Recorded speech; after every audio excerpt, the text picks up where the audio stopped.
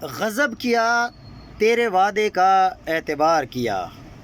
شرم الشیخ میں وزیر اعظم شہباز شریف نے صدر ٹرمپ کی تعریفیں تو بہت کر دیں، لیکن بلاول بھٹو زرداری صاحب کو خدشہ ہے کہ اسرائیل نے پہلے بھی بہت سے وعدے توڑے، آئندہ بھی غزہ امن پلان کی خلاف ورزی کرے گا، اور تحریک انصاف کے علی ظفر بھی بلاول کے ان خدشات کو درست سمجھتے ہیں۔ اسرائیل کو چونکہ امریکہ کی پشت پناہی حاصل ہے، وہ امن پلان کا پہلا نقطہ یہی ہے کہ جو اسرائیل نے فلسطینیوں کو قید کر رکھا ہے اور جو فلسطین نے اسرائیلیوں کو قید کر رکھا ہے ان کو ایک دوسرے کے حوالے کیا جائے گا۔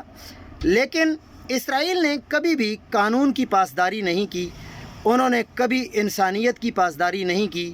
وہ ضرور غزہ پر دوبارہ اپنا مشن جاری رکھے گا، لیکن یہ صرف اپنے قیدی واپس لینا چاہتا ہے، جس کا خدشہ آج بلاول بھٹو زرداری صاحب نے بھی ظاہر کر دیا۔